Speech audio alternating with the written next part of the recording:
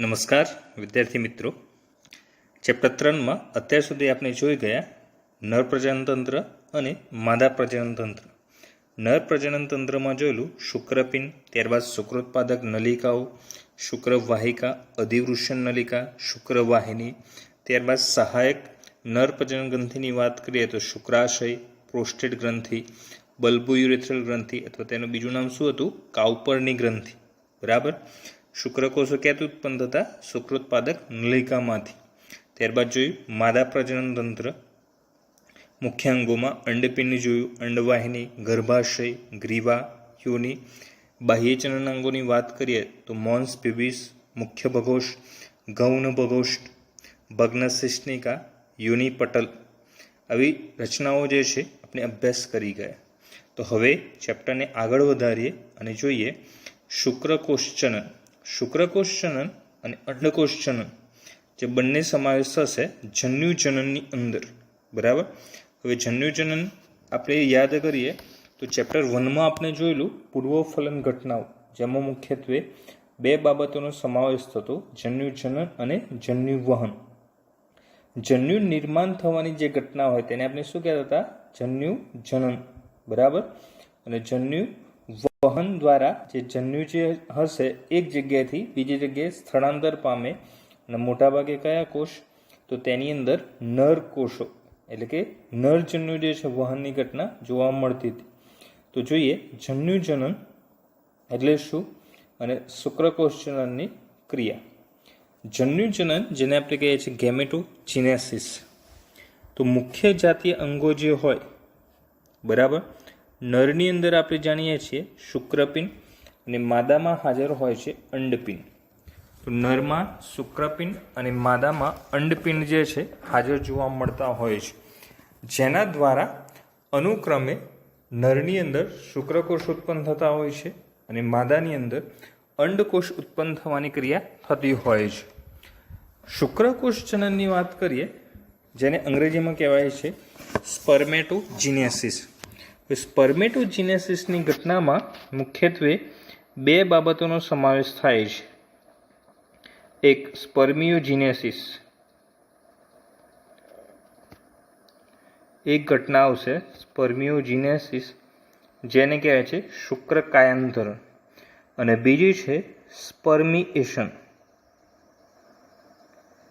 બીજી ઘટના છે સ્પર્મિએશન, જેમાં શુક્રકોષ જે છે એ શુક્રોત્પાદક નલિકામાંથી મુક્ત થવાની ક્રિયા થશે. તો સ્પર્મેટોજીનેસિસમાં મુખ્યત્વે બે બાબતો આવશે, સ્પર્મિયોજીનેસિસ અને સ્પર્મિએશન, એટલે કે શુક્રકાયાંતરણ અને શુક્રકોષ ત્યાગ થવાની ક્રિયા. બરાબર. તો સૌ પ્રથમ જોઈએ શુક્રકોષચનન. હવે શુક્રોત્પાદક નલિકાનો છેદ જ્યારે આપણે અભ્યાસ કર્યો ત્યારે જોઈ ગયેલા કે કઈ રીતે શુક્રકોષ જે છે એ બંધાતા. બરાબર. શુક્રોત્પાદક નલિકામાં આપણે જોયેલું કે સૌ પ્રથમ જનન અધિચ્છદમાં હાજર હતા આદિ શુક્રકોષ, તેમાંથી રૂપાંતર પામતા હતા પ્રાથમિક પૂર્વ શુક્રકોષ, દ્વિતીયક પૂર્વ શુક્રકોષ, પ્રશુક્રકોષ અને શુક્રકોષ. તો મિત્રો, આ શુક્રકોષ ચલન તબક્કાની અંદર એટલે કે આ થિયરીમાં પણ આપણે આ જ ક્રમ યાદ રાખવાનો હોય છે કે આદિ શુક્રકોષ, પછી પ્રાથમિક પૂર્વ શુક્રકોષ, દ્વિતીય પૂર્વ શુક્રકોષ, પ્રશુક્રકોષ અને તેમાંથી છેલ્લે રૂપાંતર થશે શુક્રકોષ. હવે આપણને બે વિભાજન અહીંયા પહેલાં ખાસ ખબર હોવી જોઈએ, સમવિભાજન અને અર્ધીકરણ. સમવિભાજન આપણે જાણીએ છીએ કે જેમાં રંગસૂત્રોની સંખ્યા કેવી રહેશે? સમાન. 2n હોય તો 2n જ બાળકોષોમાં જળવાઈ રહેશે. સંભાજન જ્યારે થતું હોય તો એકમાંથી કેટલા કોષ બનશે? 2. બરાબર. તો 2 કોષ બનવાની ઘટના થાય સંભાજન. પણ રંગસૂત્રોની સંખ્યા તેટલી ને તેટલી જ, એટલા માટે વિભાજનનું નામ શું છે? સંભાજન. જ્યારે અર્ધીકરણની અંદર આપણે જોયેલું કે 2n હોય તો એમાંથી રંગસૂત્રો કેટલા બને? n. એકકીય એટલે કે અડધા થશે.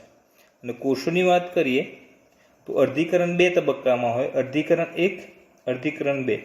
અર્ધીકરણ 1 દરમિયાન 2 કોષો બને અને અર્ધીકરણ 2 દરમિયાન એમાંથી પાછા બીજા 2, પ્રત્યેકમાંથી 2 લે, ટોટલ 4 કોષ. એટલે અર્ધીકરણની અંતે 4 કોષો નિર્માણ થાય, સંભાજનની અંતે 2. અર્ધીકરણ એક દરમિયાન જ રંગસૂત્રો અડધા થઈ જવાની ઘટના થતી હોય છે. ધારો કે અહીંયા શરૂઆતમાં 2n છે. અર્ધીકરણ એક દ્વારા જ્યારે બે કોષ બને ત્યારે જ રંગસૂત્રો અડધા થઈ જાય. બાકી અર્ધીકરણ તો બે તો કોના જેવું હોય? સંભાજન જેવું જ. એટલે રંગસૂત્રોની સંખ્યામાં ત્યાં ફેરફાર નોંધાતો નથી. તો ટોપિક સ્ટાર્ટ કરતા પહેલા આટલી કોષ વિભાજનની બેઝિક માહિતી આપણને ખબર હોવી જરૂરી છે. તો હવે જોઈએ આકૃતિને આધારે કે શુક્રકોષ જનન કઈ રીતે થતું હોય છે તે. અહીં એક ચાર્ટ દર્શાવેલો છે શુક્રકોષ જનનનું, કે જેમાંથી કઈ રીતે શુક્રકોષ નિર્માણ થાય છે તે. આ ક્રિયા ઓળખવામાં આવે છે સ્પર્મિયોજિનેસિસ અથવા શુક્ર કાયાંતરણ તરીકે, જેની અંદર સૌપ્રથમ હાજર હોય છે આદિ શુક્રકોષ. બરાબર, આદિ શુક્રકોષ. હવે સામાન્ય રીતે શુક્રકોષ જનનની ઘટના જે છે યૌવન આરંભ થવાના સાથે જ શરૂઆત થઈ જતી હોય છે, અથવા તરુણ અવસ્થાએ બરાબર શુક્રકોષ બનવાની ઘટના. તો એમાં સૌપ્રથમ શુક્રોત્પાદક નલિકાઓ કે જે ક્યાં હાજર હતી? શુક્રપિંડ ખંડિકાઓ. શુક્રપિંડ ખંડિકાઓ ક્યાં હોય? શુક્રકોષના અંદર. બરાબર, 250 જેટલી. તો શુક્રોત્પાદક નલિકામાં સૌપ્રથમ આદિ શુક્રકોષ જે હોય એ સંભાજન દ્વારા કોષોની સંખ્યામાં વધારો કરે. અહીં જોઈ શકીએ છીએ એકમાંથી બે કોષો બન્યા, બેમાંથી ચાર બન્યા, ચારમાંથી એક કોષમાંથી પાછા બીજા બે દર્શાવેલા છે. તો અહીંયા સુધીની બધી જ ક્રિયા સંભાજન છે. બરાબર, જેમાં પ્રત્યેક એક કોષમાંથી બે કોષો બને છે. એટલે આદિ શુક્રકોષમાંથી પ્રાથમિક પૂર્વ શુક્રકોષ બને છે તે સંભાજનની ક્રિયા દ્વારા બને છે. એટલે રંગસૂત્રોની સંખ્યામાં કોઈ ફેરફાર થશે નહીં. આદિ શુક્રકોષોમાં રંગસૂત્રોની સંખ્યા 46 હોય તો પ્રાથમિક પૂર્વ શુક્રકોષમાં પણ 46 જ જળવાઈ રહે છે. હવે ત્યારબાદ અગત્યનું છે અર્ધીકરણ. હવે અહીંયા દર્શાવેલા છે પ્રથમ અર્ધીકરણ અને દ્વિતીય અર્ધીકરણ. હવે મિત્રો અહીંયા ખાસ ધ્યાન રાખવાનું છે, અર્ધીકરણ અહીંયા બે વાર દર્શાવેલું છે, પ્રથમ અર્ધીકરણ અને દ્વિતીય અર્ધીકરણ. પરંતુ હકીકતમાં આ અર્ધીકરણ એક જ છે, પણ તેના આ બે તબક્કા છે. અર્ધીકરણ એક તબક્કો અને આ છે અર્ધીકરણ બે તબક્કો, અથવા જેને આપણે કહી શકીએ અર્ધસૂત્રી ભાજન 1 અને અર્ધસૂત્રી ભાજન 2. એટલે પ્રથમ અર્ધીકરણ એટલે અર્ધીકરણ 1 અને અહીંયા છે અર્ધીકરણ 2. તો હવે પ્રાથમિક પૂર્વ શુક્રકોષમાં રંગસૂત્રો કેટલા હતા? 46. ફર્સ્ટ અર્ધીકરણ 1 થાય અને તેમાંથી નિર્માણ થશે દ્વિતીય પૂર્વ શુક્રકોષ. બરાબર, પ્રાથમિક પૂર્વ શુક્રકોષમાંથી ફર્સ્ટ અર્ધીકરણ થાય એટલે દ્વિતીય પૂર્વ શુક્રકોષ બને. અને અર્ધીકરણ 1 દરમિયાન જ રંગસૂત્રો અડધા થઈ જાય. એટલે પ્રાથમિક પૂર્વ શુક્રકોષમાં જે 46 રંગસૂત્રોની સંખ્યા હતી એ દ્વિતીય પૂર્વ કોષમાં કેટલી થઈ જશે? 23. બરાબર, ત્યારબાદ દ્વિતીય પૂર્વ શુક્રકોષ અર્ધીકરણ 2 ની અંદર રૂપાંતર થશે અને તેમાં સંખ્યા થશે 23, જે પ્રશુક્રકોષ તરીકે આપણે ઓળખીએ છીએ. હવે આવું શા માટે? કારણ કે અર્ધીકરણ 2 કોના જેવું હોય? સંભાજન જેવું જ. એટલે રંગસૂત્રોની સંખ્યામાં કોઈ ફેરફાર થતો નથી. એટલે પ્રશુક્રકોષ જે નિર્માણ થશે તેમાં પણ રંગસૂત્રોની સંખ્યા 23 જ. એટલે હાલ રંગસૂત્રોની સંખ્યા બાબતે આપણે યાદ રાખવાનું કે આદિ શુક્રકોષ અને પ્રાથમિક પૂર્વ શુક્રકોષમાં 46 હોય, જ્યારે એના પછીની દરેક અવસ્થામાં 23 જોવા મળશે. બરાબર, તો આ થઈ રંગસૂત્રોની સંખ્યાને આધારે અને કોષના પ્રકાર. દ્વિતીય પૂર્વ શુક્રકોષમાંથી અર્ધીકરણ 2 દ્વારા શું નિર્માણ થયું? પ્રશુક્રકોષ. અને પ્રશુક્રકોષમાંથી વિભેદીકરણની ક્રિયા દ્વારા નિર્માણ થશે શુક્રકોષ. તો આખી સંપૂર્ણ ઘટના જે છે આપણે ચાર્ટ દ્વારા જોઈ. આદિ શુક્રકોષમાંથી સંભાજન દ્વારા પ્રાથમિક પૂર્વ શુક્રકોષ, પ્રાથમિક પૂર્વ શુક્રકોષમાંથી અર્ધીકરણ 1 દ્વારા દ્વિતીય પૂર્વ શુક્રકોષ, દ્વિતીય પૂર્વ શુક્રકોષમાંથી અર્ધીકરણ 2 દ્વારા પ્રશુક્રકોષ અને વિભેદીકરણ દ્વારા શુક્રકોષ નિર્માણની ઘટના. આ જ ઘટના અહીંયા આપણે નલિકાના છેદમાં પણ જોયેલી. આદિ શુક્રકોષમાંથી પ્રાથમિક પૂર્વ શુક્રકોષ, ત્યારબાદ દ્વિતીય પૂર્વ શુક્રકોષ, પ્રશુક્રકોષ અને અંતે શુક્રકોષની રચના.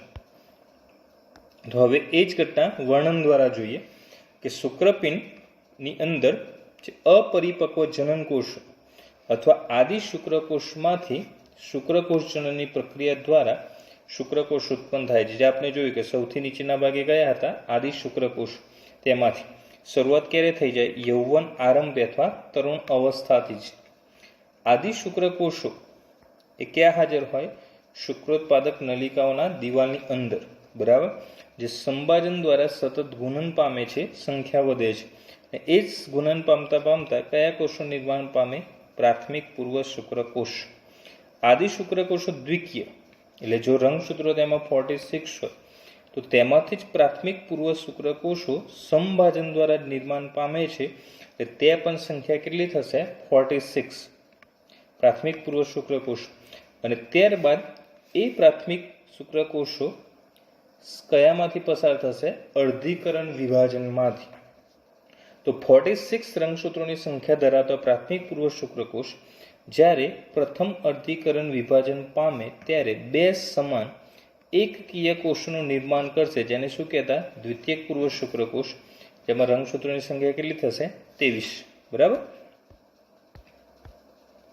એ જ દ્વિતીય પૂર્વ અંડકોષ શુક્રકોષ જે હોય એ ફરીથી અર્ધીકરણ 2 અવસ્થામાં વિભાજન થશે. એટલે 2 માંથી કેટલા કોષ બનવાના, 4. પરંતુ અર્ધીકરણ 2 કોના જેવું હોય, સંભાજન જેવું. એટલે જે એકકીય શુક્રકોષો જે હતા, દ્વિતીય પૂર્વ શુક્રકોષો જે હતા એકકીય, તો તેમાંથી નિર્માણ થતા પ્રશુક્રકોષો પણ કેવા હશે, એકકીય. એટલે કે 23 રંગસૂત્રો હાજર હોય. અને એ પ્રશુક્રકોષો ત્યારબાદ રૂપાંતરણ પામી શુક્રકોષોમાં પરિણમે. આ ક્રિયાને શુક્રકાયાંતરણ અથવા સ્પર્મિયોજિનેસિસ તરીકે ઓળખવામાં આવે છે. એટલે આ પ્રશ્ન જ્યારે માત્ર ટૂંકના સ્વરૂપે પૂછાય કે શુક્રકાયાંતરણની ક્રિયા વર્ણવો, તો અહીંયા સુધીની ઘટના થશે, બરાબર. ત્યારબાદ હવે બધા જ શુક્રકોષ જે નિર્માણ થયા એ કઈ જગ્યાએ હોય છે, શુક્રોત્પાદક નલિકામાં. અને શુક્રોત્પાદક નલિકામાં આપણે જોયેલું કે પોષણ પૂરું પાડતા કોષો કયા હોય છે, સર્ટોલી કોષ. તો સર્ટોલી કોષોમાં જે શુક્રકોષનો જે શીર્ષનો ભાગ જે હોય અંતઃસ્થાપિત થયેલો હોય, અને ત્યારબાદ એ શુક્રકોષો જે છે એ શુક્રોત્પાદક નલિકાઓમાંથી મુક્ત થશે. તો શુક્રોત્પાદક નલિકામાંથી આ શુક્રકોષો જે મુક્ત થવાની ક્રિયા છે એને કહેવાય છે સ્પર્મિએશન, બરાબર.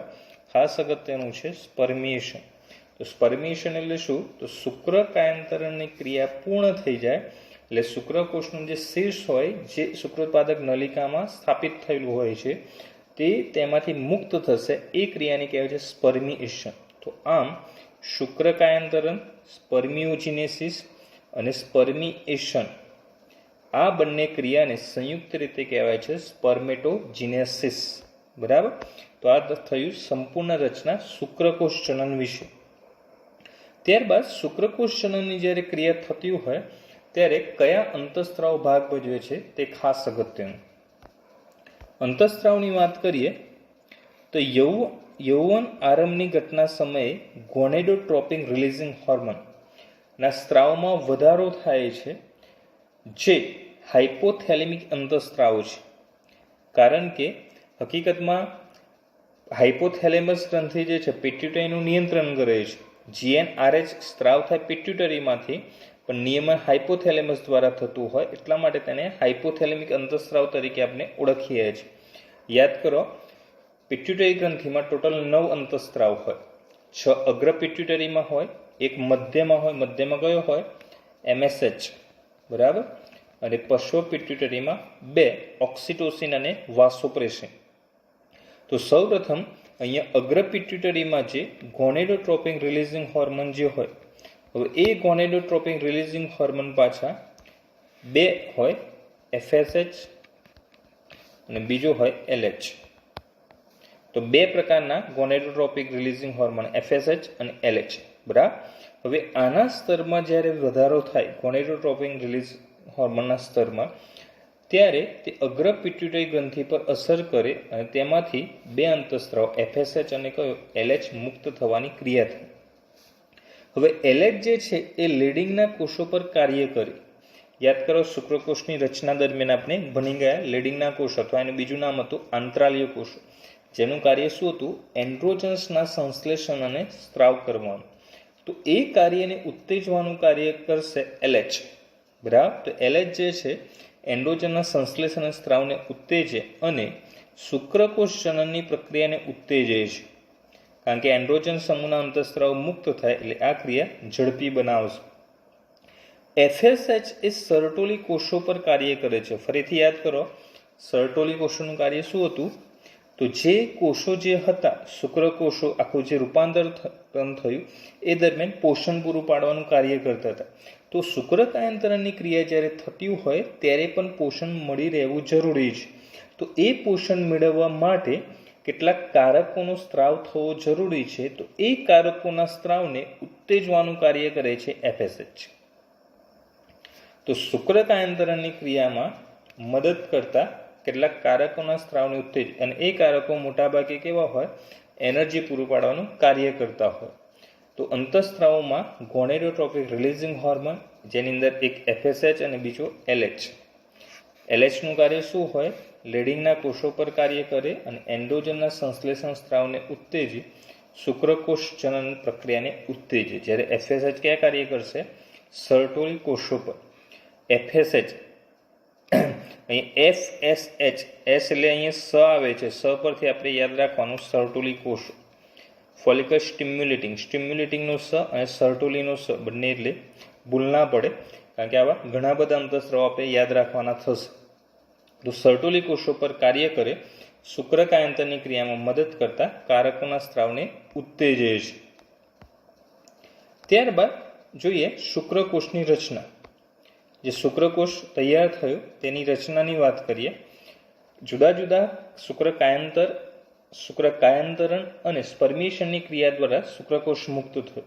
હવે શુક્રકોષની રચનાની વાત કરીએ તો આખો શુક્રકોષ કોષ રસ સ્તર વડે ઘેરાયેલો હોય છે અને તેમાં મુખ્યત્વે 4 ભાગનો સમાવેશ થાય. એક હોય શીર્ષ, બીજો ભાગ હોય ગ્રીવા, ત્રીજો હોય મધ્ય ભાગ અને ચોથો ભાગ છે પૂંછડી. આ 4 ભાગનો સમાવેશ થાય છે. બરાબર? તો શીર્ષ જે મોટો ભાગ છે, ત્યારબાદ ગ્રીવા, પછી મધ્ય ભાગ અને પૂંછડી.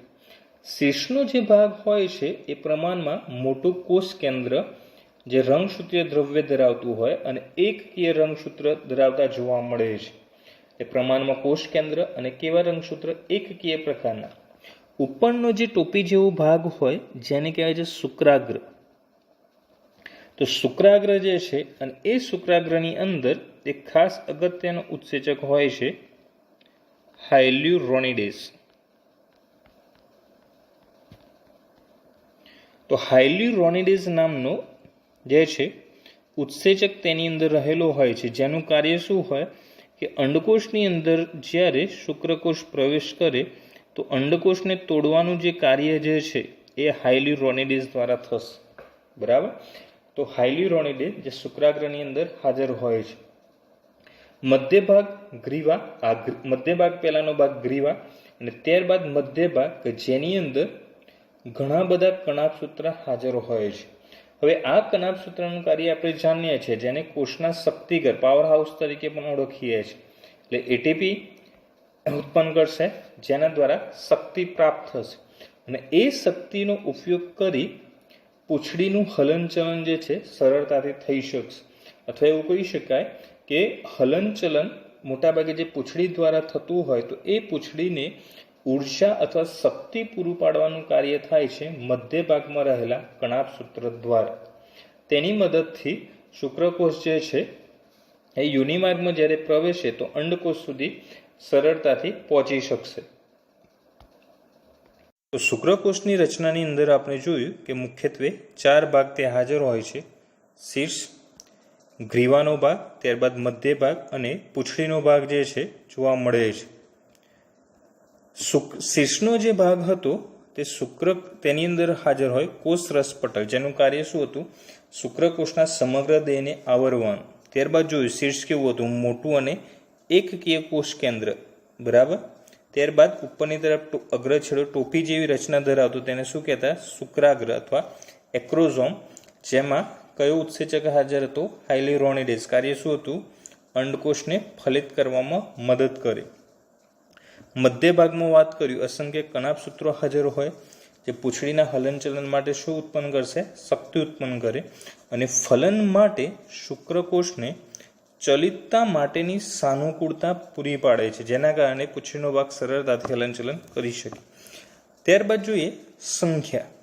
હવે સામાન્ય રીતે મૈથુન ક્રિયા જ્યારે થતી હોય ત્યારે વીર્યનું સ્ખલન જે થતું હોય, હવે એક વખત સ્ખલનમાં 3 થી 4 ml જેટલા વીર્યનો જે ત્યાગ થતો હોય તો એ દરમિયાન સ્ખલનમાં શુક્રકોષોની સંખ્યા હાજર હોય છે લગભગ 200 થી 300 મિલિયન.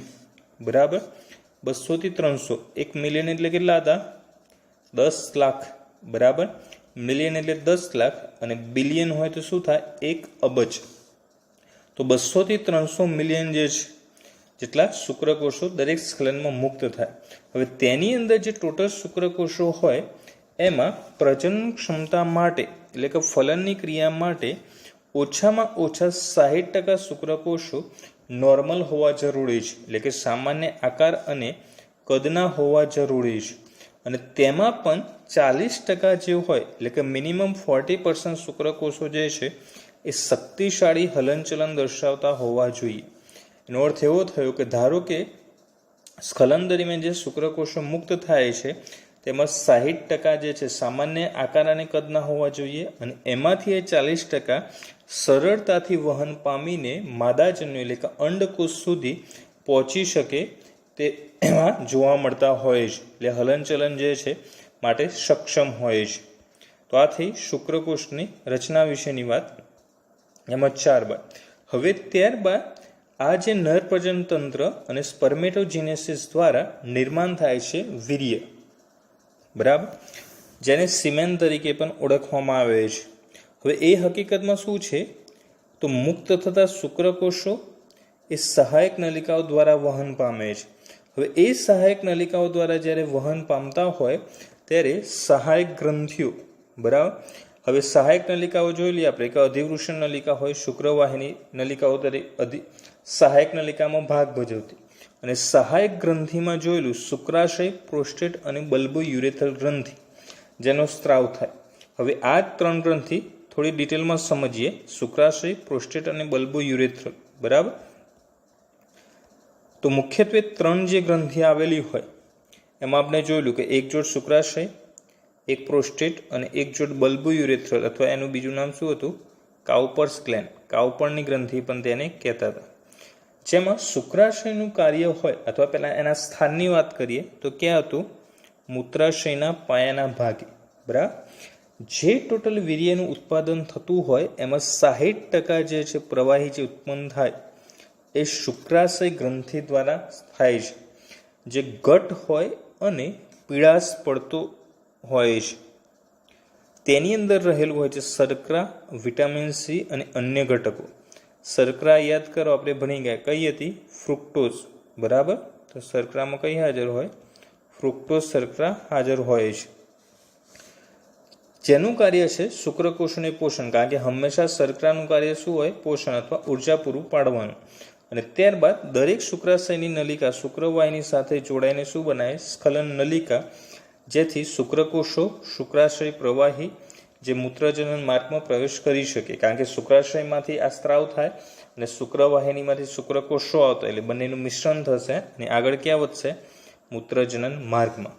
તો શુક્રાશયમાં યાદ રાખવાનું છે સામાન્ય પીળાશ પડતો ઘટ્ટ સ્ત્રાવ, વીર્યનું 60% પ્રવાહી, શર્કરા, વિટામિન સી અને અન્ય ઘટકો. શર્કરામાં કઈ? ફ્રુક્ટોઝ. બરાબર, પ્રોસ્ટેટ ગ્રંથિ જે આવેલી હોય કે જેની સંખ્યા એક જ હોય છે તે હાજર હોય છે મૂત્રાશયના પશ્વ પ્રદેશમાં.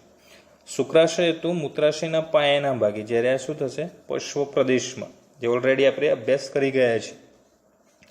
તેનો સ્ત્રાવ દૂધ જેવો હોય અને તેનું કાર્ય હોય છે શુક્રકોષોને સક્રિય કરવાનું. શુક્રાશયનું કાર્ય તો પોષણ પૂરું પાડવાનું, જ્યારે આનું થશે ક્રિયાશીલતા એટલે કે સક્રિયતા કરવાનું તથા મૂત્રજનન માર્ગમાં ઘણી નાની નલિકાઓ દ્વારા દાખલ થતા હોય છે. બરાબર, બલ્બો યુરેથ્રલ અથવા જેનું બીજું નામ હતું કાઉપરની ગ્રંથિ, જે આવેલી હોય પ્રોસ્ટેટ ગ્રંથિની નીચે અને મૂત્રજનન માર્ગની પાર્શ્વ બાજુ, જે મધ્યમાં મૂત્રજનન માર્ગ હોય એની બંને બાજુ અને પ્રોસ્ટેટ ગ્રંથિની જે છે નીચે આવેલું હોય તે બેઝિક આલ્કલાઇન પ્રવાહીનો સ્ત્રાવ કરશે. કોના જેમ? પ્રોસ્ટેટ ગ્રંથિની જેમ જ. આ આલ્કલાઇન સ્ત્રાવ થાય જે સમાગમ દરમિયાન ઘર્ષણ નિરોધક તરીકે કાર્ય કરે છે. બરાબર. તો અહીંયા સામાન્ય શુક્રાશયમાંથી પીળાશ પડતો સ્ત્રાવ થાય જે પોષણ પૂરું પાડે, પ્રોસ્ટેટ જે સક્રિય બનાવે, અને બલ્બો યુરેથ્રલમાંથી સ્ત્રાવ થાય જે સમાગમ દરમિયાન ઘર્ષણ નિરોધક તરીકે કાર્ય કરે છે. તો આ જે સ્ત્રાવ જે થતા હોય, બરાબર, આ 3 ગ્રંથિઓ દ્વારા જે સ્ત્રાવ થયા આના દ્વારા શુક્રકોષ જે છે શુક્રાશય સુધી પહોંચે. આ બધા જ ભેગા થાય અને શું બનાવશે? વીર્ય અથવા સિમેનનું ફોર્મેશન કરશે. નરની સહાયક નલિકાઓ અને ગ્રંથિઓના કાર્યનું નિયમન શુક્રપિંડીય અંતઃસ્ત્રાવ અને એન્ડ્રોજન્સ દ્વારા થાય છે. બરાબર. સહાયક નલિકાઓ કઈ કઈ બની ગયા આપણે? શુક્રવાહિની, ત્યારબાદ અધિવૃષણ નલિકા, વૃષણ ઝાડ, બરાબર, જે બધી સહાયક નલિકાઓમાં સમાવેશ થતો હતો. અને ગ્રંથિઓ, આ જે 3 સહાયક ગ્રંથિ, ત્યારબાદ અંતઃસ્ત્રાવ, એ બધું નિયમન કોના દ્વારા થાય? એન્ડ્રોજન્સ. વીર્યની થોડી બીજી એક્સ્ટ્રા માહિતી જોઈએ તો તે દૂધ જેવું સફેદ ચિકાસયુક્ત શુક્રકોષો અને સહાયક ગ્રંથિઓનું મિશ્રણ, જે આગળ ચર્ચા કરી તે જ. તે આલ્કલીય હોય છે, એટલે થોડુંક બેઝિક પીએચ હોય, 7.2 થી 7.6. હવે આવું શા માટે હોય? તો સામાન્ય રીતે માદાની અંદર યોનિમાર્ગનું જે માધ્યમ જે હોય એ એસિડિક હોય. જ્યારે ફલનની ક્રિયા જ્યારે થશે ત્યારે આ બેઝિક માધ્યમ દ્વારા તે એસિડિક માધ્યમને ન્યુટ્રલ કરવામાં આવશે, એટલે કે તટસ્થ કરવામાં મદદ કરશે. બરાબર. તો યોનિમાર્ગમાં 3.5 to 4 હોય, જ્યારે વીર્ય હોય 7.2 થી 7.6 પીએચ ધરાવે. આ વીર્ય જે છે જેની અંદર નાજુક શુક્રકોષનું રક્ષણ અને ચલિતતા વધે છે, અને દરેક સ્ખલનમાં વીર્યનું સરેરાશ કદ 3 થી 4 મિલી હોય, જેની અંદર અનેક જે છે શુક્રકોષો મુક્ત થવાની ક્રિયા થાય, જે આપણે જોયેલું 200 થી 300 મિલિયન જેટલા. બરાબર. શુક્રકોષ ચલનને એનિમેશન દ્વારા સમજવાનો પ્રયત્ન કરીએ. પ્રજનન એ મનુષ્યમાં એક અગત્યની ક્રિયા છે, જેમાં નરજન્યુ તરીકે શુક્રકોષ અને માદાજન્યુ તરીકે અંડકોષ જોડાણની ઘટના થતી હોય છે. સામાન્ય રીતે જે શુક્રકોષ જે અને અંડકોષ નિર્માણની ક્રિયાને આપણે જન્યુજનન કહીએ છીએ.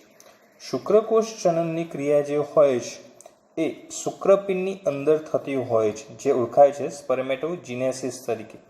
જ્યારે માદામાં અંડકોષ જનન, જે ઓજીનેસિસ કહેવાય છે, તે અંડપિંડના અંદર થતું હોય છે.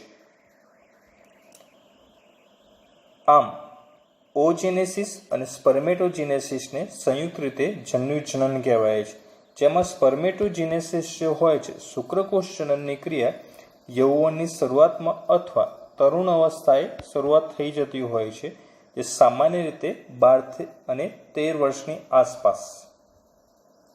શુક્રકોષ જનન મુખ્યત્વે 2 ભાગમાં વિભાજિત હોય છે: સ્પર્મેટોસાઇટોજીનેસિસ એન્ડ સ્પર્મિયોજીનેસિસ. સ્પર્મિયોજીનેસિસના અંદર જ સમાવેશ થાય સ્પર્મેટોસાઇટોજીનેસિસ, અને આ 2 તબક્કા પૂરા થાય એટલે ત્રીજું જોડાયેલું હોય સ્પર્મિએશન. બરાબર. એટલે મુખ્યત્વે સ્પર્મિયોજીનેસિસ અને સ્પર્મિએશન, સ્પર્મિયોજીનેસિસ સાથે જોડાયેલું હોય સ્પર્મેટોસાઇટોજીનેસિસ. સ્પર્મેટોસાઇટોજીનેસિસની વાત કરીએ તો શુક્રોત્પાદક નલિકાઓ જે હોય તેની અંદર રહેલા હોય છે જનન અધિચ્છદની અંદર આદિ શુક્રકોષો. આદિ શુક્રકોષો કે જે મુખ્યત્વે દ્વિકીય અવસ્થામાં જોવા મળે અને 46 રંગસૂત્રો ધરાવતા હોય છે. શુક્રોત્પાદક નલિકાની અંદર તે વારંવાર વિભાજન અને વિભેદીકરણ દ્વારા વધતા જાય છે અને પ્રાથમિક પૂર્વકોષોની અંદર રૂપાંતર થાય છે સમભાજનની ક્રિયા દ્વારા, જેને સ્પર્મેટોગોનિયમ તરીકે ઓળખીએ છીએ. તો પ્રાઇમરી સ્પર્મેટોસાઇટ એટલે કે પ્રાથમિક પૂર્વ શુક્રકોષ નિર્માણ થશે. હવે તે પ્રથમ અર્ધીકરણ 1 દ્વારા દ્વિતીય પૂર્વ શુક્રકોષમાં રૂપાંતર પામતા જોવા મળે છે. આ દ્વિતીય પૂર્વ શુક્રકોષ જે હોય તે ફરીથી અર્ધીકરણ 2 અવસ્થામાં વિભાજન પામી અને એકકીય પૂર્વ શુક્રકોષનું નિર્માણ કરે છે. સામાન્ય રીતે પ્રાથમિક પૂર્વ શુક્રકોષ જે છે એ દ્વિકીય હોય, જ્યારે દ્વિતીય પૂર્વ શુક્રકોષ એકકીય, એટલે કે પ્રાથમિકમાં 46 રંગસૂત્રો, જ્યારે દ્વિતીયકની અંદર 23 રંગસૂત્રો જોવા મળતા હોય છે. આ જ દ્વિતીયક પૂર્વ શુક્રકોશમાંથી પૂર્વ પ્રશુક્રકોશ જે છે નિર્માણ થશે, જેની અંદર રંગસૂત્રોની સંખ્યા હોય છે 23. આ અવસ્થા ઓળખાય છે સ્પર્મેટોસાઇટોજીનેસિસ તરીકે. હવે તેની અંદરથી પ્રશુક્રકોશમાંથી જે શુક્રકોશનું નિર્માણની ક્રિયા જે થતી હોય છે, જેમાં શીર્ષનો ભાગ જે હોય તે શુક્રોત્પાદક નલિકા સાથે જોડાયેલો રહેતો હોય છે, એ ઘટનાને કહેવાય છે સ્પર્મિયોજીનેસિસ. અને ત્યારબાદ અંતઃસ્થાપિત થયેલો શીર્ષનો ભાગ જે છે એ શુક્રોત્પાદક નલિકા જે હોય એની અંદર સર્ટોલી કોષોમાંથી પોષણ મેળવતો હોય, પરંતુ ત્યારબાદ તે જે હોય એ મુક્ત થવાની ક્રિયા થાય છે, જેને સ્પર્મિએશન તરીકે ઓળખવામાં આવે છે. એટલે કે શુક્રોત્પાદક નલિકામાંથી શુક્રકોષ મુક્ત થવાની ક્રિયા સ્પર્મિએશન કહીએ છીએ. હવે એ શુક્રકોષ જે છે એ શુક્રવાહિકામાંથી પહોંચશે વૃષણ નલિકા. તે જ્યાં પરિપક્વ થશે અને પરિપક્વ પામીને શુક્રવાહિની દ્વારા આગળ વધશે. શુક્રવાહિનીથી આગળ વધી મૂત્રાશયના ભાગે પહોંચવાની ક્રિયા થશે અને એ મૂત્રાશયના ભાગેથી આગળ વધે ત્યારે સહાયક પ્રજનન ગ્રંથિઓ જેવી કે શુક્રાશય, પ્રોસ્ટેટ ગ્રંથિનો સ્ત્રાવ તેની સાથે ભળે છે. અને આ સમગ્ર સ્ત્રાવ જે હોય છે શુક્રકોષો અને સહાયક ગ્રંથિનો, તેને આપણે વીર્ય તરીકે ઓળખીએ છીએ. વીર્યનું જે નિર્માણ થતું હોય તો સ્ખલન વખતે 3 થી 4 ml ત્યાગ થાય, જેમાંથી 200 થી 300 મિલિયનની સંખ્યામાં શુક્રકોષો રહેલા હોય છે. શુક્રકોષની રચનાની વાત કરીએ તો આખો જે શુક્રકોષ જે હોય કોષરસ પટલ વડે ઘેરાયેલું હોય અને મુખ્યત્વે 4 ભાગમાં વિભાજિત હોય છે: શીર્ષ, ગ્રીવા, મધ્ય ભાગ અને પૂંછડીનો ભાગ. જેમાં શીર્ષ જે હોય એ પ્રમાણમાં મોટું અને અગ્રની અંદર કોષ કેન્દ્રમાં એકકીય રંગસૂત્ર હાજર જોવા મળતા હોય છે. અગ્રભાગે ટોપી જેવી રચના હોય, જેને શુક્રાગ્ર તરીકે ઓળખવામાં આવે છે, જેમાં હાઇલ્યુરોનિડેઝ ઉત્સેચક હોય જે અંડકોષની અંદર દાખલ થવામાં મદદરૂપ થાય છે. ગ્રીવા પછી મધ્ય ભાગ આવેલો હોય. મધ્ય ભાગની અંદર અનેક કણાભસૂત્ર આવેલા હોય છે, જે ઉર્જા ઉત્પન્ન કરે છે, એટીપી સંશ્લેષણ કરે છે અને તેના દ્વારા એ એનર્જી જે છે પૂંછડીને પ્રાપ્ત થશે અને પૂંછડી સરળતાથી હલનચલન કરી શકી માદા અંગ સુધી પહોંચવાની ક્રિયા થશે. શુક્રકોષ જનનની ક્રિયા દરમિયાન અનેક અંતઃસ્ત્રાવો ભાગ ભજવતા હોય છે, જેમાં મુખ્યત્વે ગોનેડોટ્રોપિન રિલીઝિંગ હોર્મોન કે જે હાઇપોથેલેમિક અંતઃસ્ત્રાવો છે અને તે અગ્ર પિટ્યુટરીમાંથી મુક્ત થાય છે, જેમાં મુખ્યત્વે 2 અંતઃસ્ત્રાવ રહેલા હોય છે: લ્યુટિનાઇઝિંગ હોર્મોન અને ફોલિકલ સ્ટિમ્યુલેટિંગ હોર્મોન LH અને FSH તરીકે જેને ઓળખીએ છીએ. જેમાંના લ્યુટિનાઇઝિંગ હોર્મોન જે હોય છે બરાબર, તે લીડિંગના કોષોમાંથી મુક્ત થતા એન્ડ્રોજનના સ્ત્રાવ અને સંશ્લેષણને ઉત્તેજવાનું કાર્ય કરે છે. જ્યારે ફોલિકલ સ્ટિમ્યુલેટિંગ હોર્મોન જે સર્ટોલી કોષો પોષણ પૂરું પાડતા હોય તેના સાથે સંકળાયેલા કારકોના સ્ત્રાવને ઉત્તેજે, જેથી સરળતાથી એન્ડ્રોજનનું સ્ત્રાવ ઉત્તેજન થઈ શકે. તો આ થયું સ્પર્મેટોજીનેસિસ. માદામાં આ ઘટના ઓળખાય છે ઓજીનેસિસ તરીકે.